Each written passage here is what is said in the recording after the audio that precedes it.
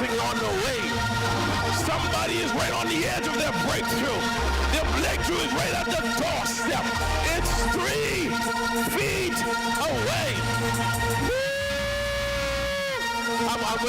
I'm just waiting on you to get it. I'm just waiting on you to get it. I'm waiting on you to get it. I'm waiting on you to get it. I'm waiting on you to get it. Some of you are standing on some thin ground. What does that mean? You've dug so much out. You prayed so long. The barrier that's blocking your blessing is so thin. All you got to do is you just tap it a little bit. This message has blessed your heart and uplifted your spirit. If you're watching from Nassau, Bahamas, we invite you to fellowship with us in person next Sunday at 10:15 a.m. at Harvest Discipleship Center, where the love of God resides. We're located at number 50 Summerwinds Plaza, right off of Tony Williams Darling Highway. We're right across from Mario's Bowling Alley. Feel free to come and join us. And to our online family, we have something just for you. Join us for interactive worship streams live each Sunday on our social media pages listed at the bottom of the screen. For more information, please call 557-9800. We look forward to welcoming you soon. At the House of Assembly, I'm Lakush Lapinder. This is ZNS.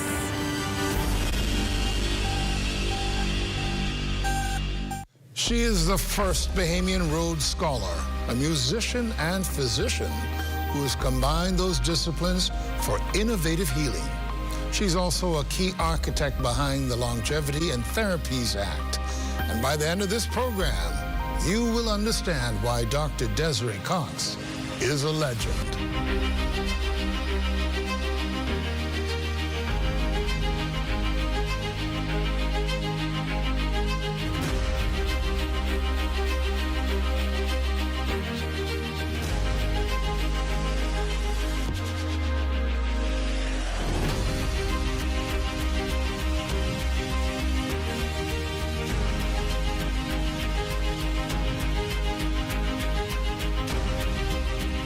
Dr. Desiree Cox, you are truly a Renaissance person. Academic, medical doctor, musician, artist, and talented at all of them. When did you realize that you had all of these different passions? Not all at once. So I would say in primary school, my first primary school teacher noted to my mother that I had perfect pitch, and I was always kind of at the piano, at the coffee table, fingering, air piano. And I loved music. I loved classical music, and I was mesmerized by it. And I loved singing, so that was that. That was primary. What's also primary was curiosity. As far back as I can remember, I remember being intensely curious about everything. How did everything work? How did that work? And if you ever told me something, I would be working out how to do it. So I remember being placed on a chair my mother was shopping at the perfume bar downtown. And she found me adding up the numbers in the phone directory. Because it was like, the idea was like, why do people have to have all these numbers to their phone number? Maybe if you could shorten it, you could add them up, they could have less numbers. So it was always a sense of trying to figure stuff out. And you've always been regarded really from days ago. We won't tell people how old we are, and I'm older than you. But you've always been considered a prodigy. Do you see yourself as that? I didn't know that until much later. I just saw myself as interested, curious, and sometimes I struggled to connect with people. So I'd be explaining with exuberance all these things that I was into. People would just look at me blankly. So you realized that you were different? I realized I was different, and then I had also the grounding of a family that, my family are from Crooked Island, farmers, fishermen, founders of Pentecostal churches. And so for them, it was all these ideas were fine, fancy, great, but does it grow corn? So they were really like the balance of grounding me in reality. So you could explain all these curious things, and they would really push you to find out how it worked. Like, what did you mean by that? And initially, I found that very annoying. Over time, I came to see that was a gift. Like when it came to wanting to make, my light shine in the world, to put something down, to go from ideas to something that was real, you then realize how important it is, even if you're seeing something that's a vision beyond what exists, beyond what can be explained, that you have to find a way to communicate that to the widest possible audience. So that, having a family where people, they had me as kind of odd, slightly eccentric Desiree, and when I was talking with all these creative stuff, they were like, yeah, and? That really helped me to communicate. My test was, if I could get to explain it to my family, my mom, my dad, my great-grandparents, if they understood it, I knew I was communicating in a way that ordinary people would understand. So that was a very important gift to have that, to have the family that I have. And I always believe, your soul, all of us have these souls that light in the world, that were meant to do limitless things, extraordinary things, and you're always placed in exactly the right place that is the best place for that soul to evolve. Even when it doesn't feel like that way, even when it feels like surely the Creator put me in the wrong family, in the wrong country, in the wrong place, this cannot be right, okay? You have to realize that you're in exactly the right place for what you need to learn, to grow, to evolve. And over time, I came to really trust that. It may not make sense, it may not look right, but if you consider that everything is perfect, exactly it is, the way it is, it forces you to reframe in your mind, like, okay, if this is perfect and it doesn't feel so and it doesn't look so, what can I make of this situation? Like, what can I get of this situation? What am I supposed to learn in this situation? What am I not noticing? What am I missing? So problem solving is very important to, and it is important to what you do. Yeah, it is, and it's, I think because things were never easy. People would say, yeah, but you can do all these things, they came quickly. True, but I also, at the same time of all those things, had this deep interest, it was more than a deep interest, it was like a deep need to connect with people.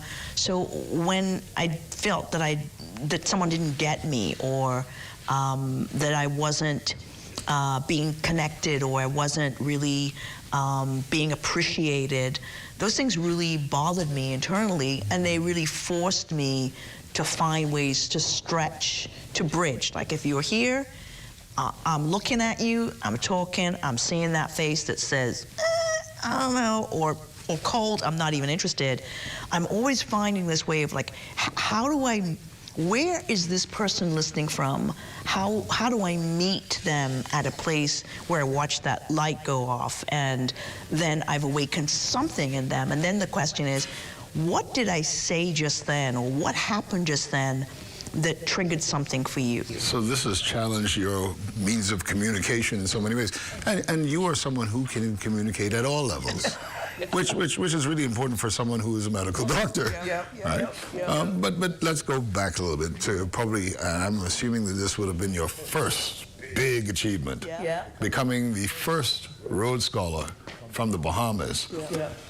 Who turned you on to that? Because I'm sure most people weren't even thinking about Rhodes Scholar. What? I didn't even know what it was when I won it. So that's a really, no idea what I'd done. No idea at all. So how did that come to be? So I'm 15, 16, and I have a very good school friend who is from India, and she was going to Oxford. I'd never heard of Oxford. I didn't know what it was. And she was studying for what were the Oxford entrance exams, and her parents had been preparing her for that for ages. So I'm studying with her, we're doing our homework, and she says, I'm studying for the Oxford exams, like, what's that? And she shows me the brochure, because remember, this is the days before internet, this is the day when there are the magazines and brochures. She shows me the university brochure, and I see these students in these gowns, and all I remember of that image in these gardens was, wow, I want to be there. And it said that, all the best minds in the world were there, and the great thinkers were there, and all the great discoveries happening. I have to be there. So I said to her, I have to go there. And she said, well, you can't go there. I'm like, why can't I go there? Because it takes special exams, and people have to, at that point, the adjudicator would have to fly to the Bahamas to adjudicate the exam. It's like, that's to be arranged. So the more she explained, the more I couldn't. I was like, okay, I'm going to go to McGill. By that point, the pieces were together for me to be able to afford to go to McGill. I had pulled 2 different partial scholarships. I'd had or was about to have my first piano and voice recital to raise money for that. So we were pulling together the funds that could get me to my first university. And so I kind of sat there and said, you know, okay. And out of nowhere said, I'll meet you there. Because her plan was she'd go to Oxford and that she was going to study economics and then she would go on to Cambridge. I was like, okay, I'll meet you there. So in my mind was going to Oxford. I had no means of going there. I had no idea how to get there. So I go to McGill and I'm excelling at McGill. And one of my professors says, well, you know, there is this scholarship that you should probably go for. And I look at the range of things that you do, because it's not just academic, it's about being, you know, full-bodied in a whole range of different things. You should apply for this scholarship, this Rhodes Scholarship. It's for Oxford. And I didn't hear any of that. All I heard was Oxford. So in my brain, I was like, this is your chance, this is how you get there. So I apply for the scholarship. I get into the final 5.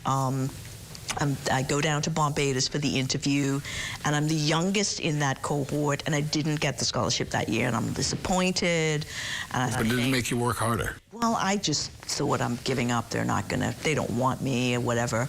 And I was then going to do my master's. I planned afterwards and had got a scholarship arranged to do my master's in quantum mechanics and computer engineering, because I had specialized in quantum mechanics and physics at McGill.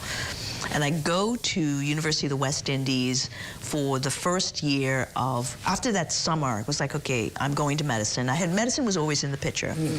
I'm going to medical school. I go to UWI, and the woman who was the secretary for the Rhodes Scholarship, she says, what are you doing here?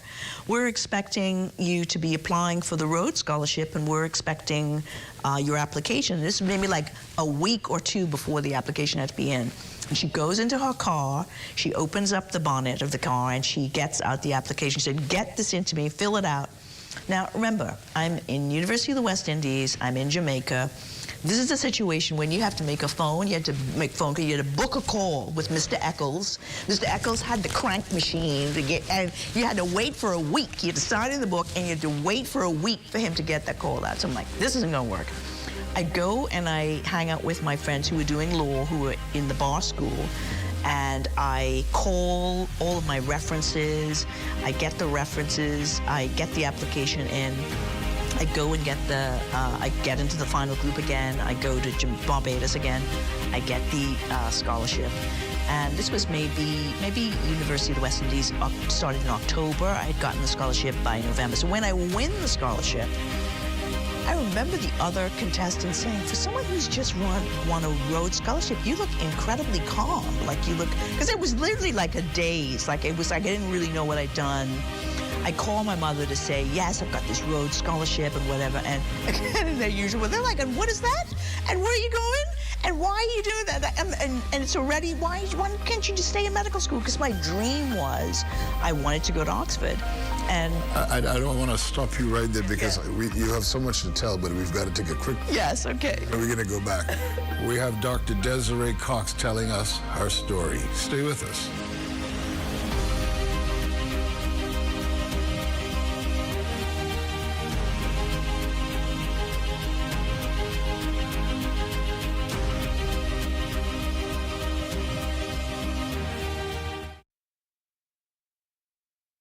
Welcome to Practical Principles for Successful Christian Living.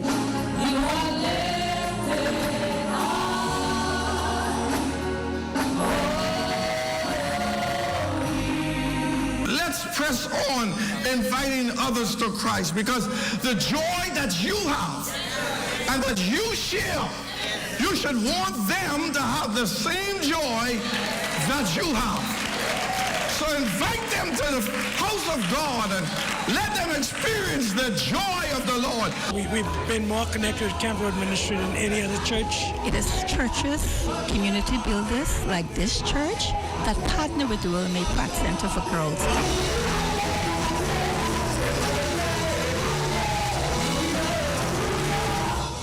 Be blessed.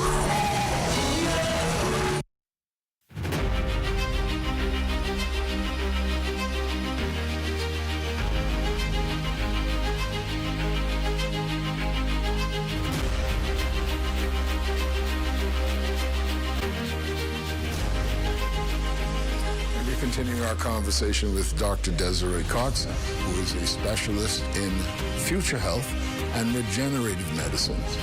You told us before the break about your road to your Rhodes Scholar days. Yep. Let's talk about how you became a medical doctor now. Yes, absolutely. So I get the Rhodes Scholarship. I'm excited about that. I find out after I've gotten it that I'm the first Bahamian to get it, the first woman from the British Caribbean. I hadn't gone into any of that, as I said to you before, with that in mind. I just was trying to get to Oxford. When I get to Oxford, I discover, I did the first 2 years are preclinical. I have this instinct, this really strong gut message that the medicine that we're practicing at this time is so primitive. And in a way, that was unfounded. If you just looked around where you saw the bells and the whistles and the modern technology. And so when I tried to talk about that to my colleagues, it was clear that that was unacceptable conversation. And so internally, being persistent and being a bit dogged like I am, I began to explore how we got this medicine. How does it look like this? Why does it look like this?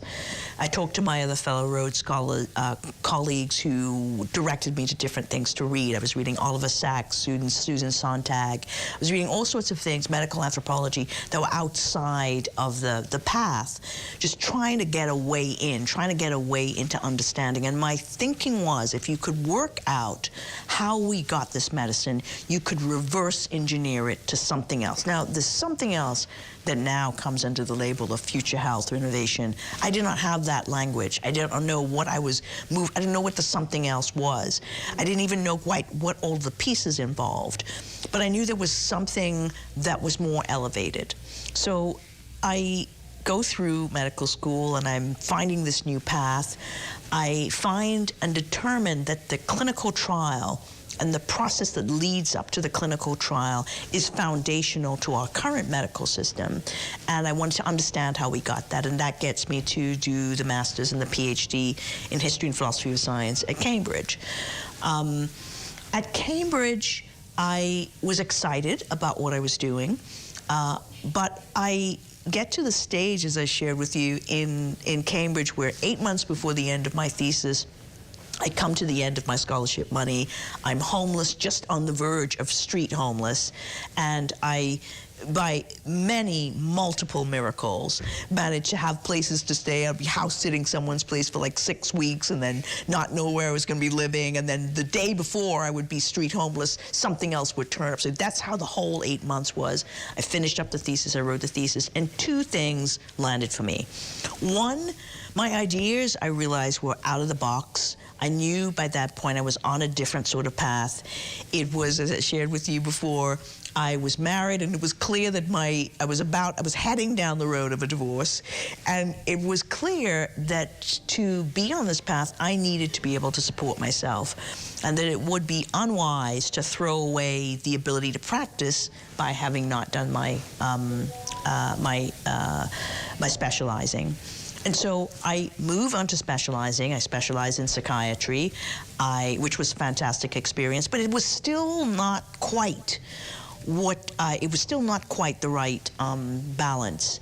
And in that process, though, that's the beginning of an unfolding, and that's the beginning of finding new spiritual tools to connect with my true purpose. It becomes the time that I begin to meditate. I set up a charity that brought live music and drama to the public spaces of hospitals. And all of that, I reactivated my singing voice. All of that has me listening to the world from a different point of view. Let me stop just for a second. You're talking about live music in public spaces. And how effective has that proven? It's now a whole subspecialty. At that time, it took many letters to even get one hospital or two hospitals to allow me to do it.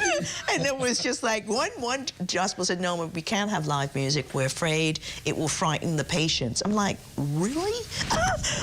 And so it's just amazing the way the world has changed. But that opened up for me this different way of listening internally from within to what the next steps would be. Because when you're on a path, and if this is true for anyone who is creating something that they don't feel the world's quite ready for it yet, you're like in a kind of wilderness, and you have to remember there's a word in Proverbs, but it's also been copied by the great sage Gandalf. If you like Harry Potter, which is that not all who wander are lost. Okay, so absolutely, and so you got to recognize you may be wandering, but you're not lost if you're listening to your internal voice, and that really gets me through a very rich career. But I'm always listening for what the window is. The gift for me was, there are two gifts. One was the opportunity to come back to the Bahamas to lead that urban renewal program. That's where I really cut my teeth as an independent consultant. It's where I really learned to communicate unusual ideas to people. And then I leave the Bahamas and I go back to the UK. And the second gift was the 2013 Stem Cell Act. I was in London at the time, working in London. The Prime Minister told me about this new act, told me that they needed a system around this new bill. So when I come to the Bahamas to chair the Ethics Committee and create that system back in 2014, the pieces were almost together, but that opens the door for me because I started to see this is exactly the route that you need to root this Future Health Innovation Summit, and which I have created, but to root this Future Health Innovation as your expertise, your area of expertise, because longevity, we know advanced longevity therapies and regenerative medicines are predicated on the idea, the fundamental philosophy, that the body has its ability to heal and regenerate, that the body has already that ability. We now have new technologies, new medicines, new therapies that can nudge the body to do that. And so that's emerged as an idea that emerged as with specific new medicines coming out. But what's really important is to have a space where you can execute, because it's fine to have those in universities, it's fine to have them in rare spaces in certain hospitals, but you need, for that new paradigm, this is the new paradigm of health we're in, for that to be realized, for it to be operationalized globally. And so the opportunity of what has been created in the Bahamas, or what I've been working on here, which is global, is to create a space where you can get those medicines, where you can experience those therapies in a regulated fashion that is safe, and make sure that that data is publishable. So that came to concretize that concept that I'd had way back in medical school, that there's something else. I don't quite know what it is, and I don't quite know what's the hook to ground it. It comes to be regenerative medicine and the future health paradigm. It's time for us to take another break, our final break, and then we're going to talk a little bit more about future health, but really an important summit that you hold annually, yes, right here in the Bahamas. Stay with us.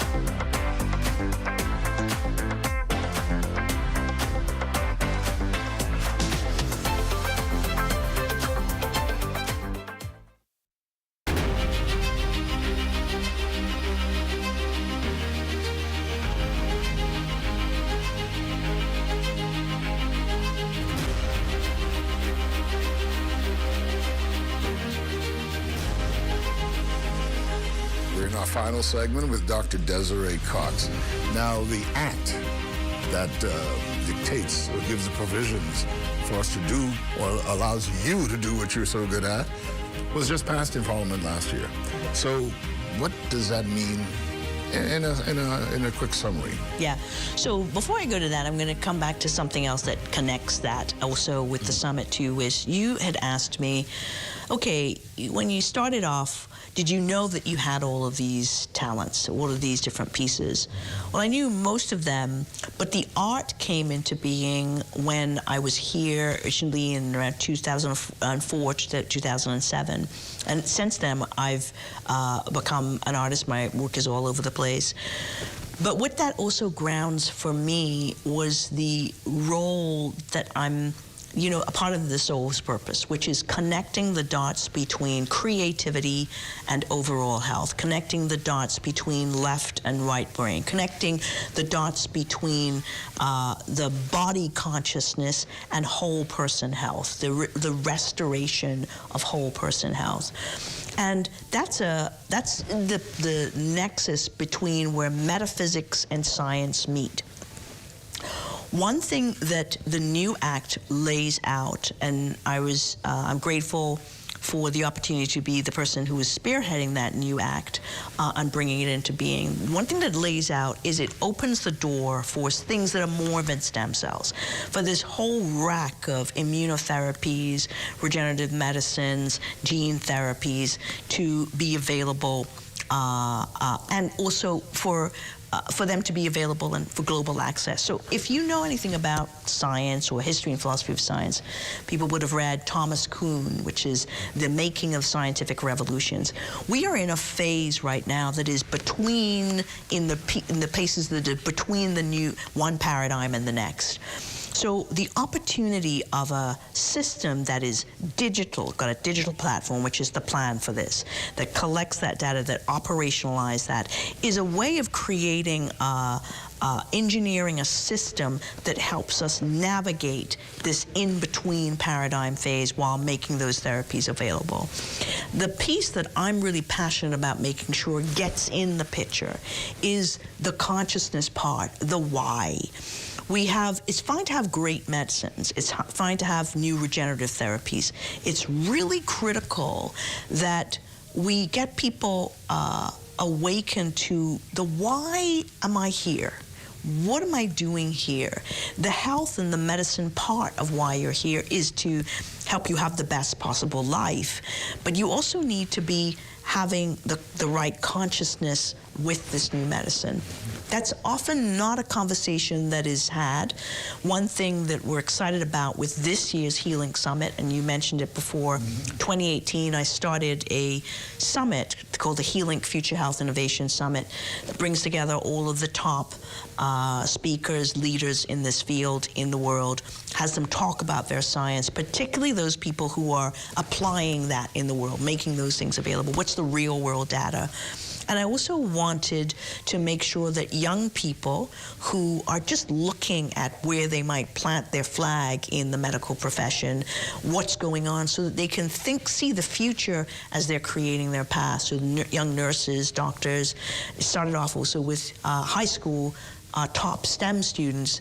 We've expanded that in 2025, which is going to be our 5th year of operation, to include people who are changing careers whatever year, whatever age. Your genius has no age limit.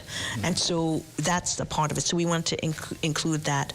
But we're also wanting to bring the metaphysics into that so that you have the science, the creativity, the metaphysics talking to each other, and we're truly moving towards a paradigm. It seems like you're inspiring people no matter what. That really, I guess, until your life is over, you can do something. Yep. And my big thing is your final note of what would I leave for Bahamians? What do I want them to see? And I would say this is for anyone, not Bahamians, but anyone. You must know that you are a unique, you come into this world with a soul that has a unique purpose. There is no other version of you. You must know also that your potential, regardless of how your world looks like and how small it seems that it is you are at the moment for you, your potential is limitless. So the first thing to do is to shift your consciousness to recognize that you are a star. Now, you're living in the 1% of what is manifested in our world is the true reality. The bigger reality is all the other consciousness. So it might be that it might be not easy for you to convince yourself of that, but you need to self-talk. You need to remind yourself that there's that huge potential. The second thing to get is to recognize the importance of living your soul's purpose, living your life. Many people live many other people's lives, not their own. Be mindful of that. And remember that you want to be living your life every day. Every single day. I want to have the merit and the miracle of fulfilling my soul's purpose for this day. And then again, the next day, and for the whole duration of my life. And don't be satisfied with the great things that you've done so far and all the great achievements. When you think of the limitlessness of you, you could realize that you haven't even started yet, and that you've only just begun. I would leave you with that and let no one suggest otherwise. Never accept a small reality for yourself. Dr. Desiree Cox, wonderful speaking with you and great seeing you. And thank you for being with us. And we thank you for joining us. We also thank everyone here at Cafe Channing Noel, Mrs. Loretta Thomas and her team here. We're in the Duchess Tea Room, and it's just wonderful. You should come and have a little high tea one day. Thanks to the ZNS team. It's good. All right.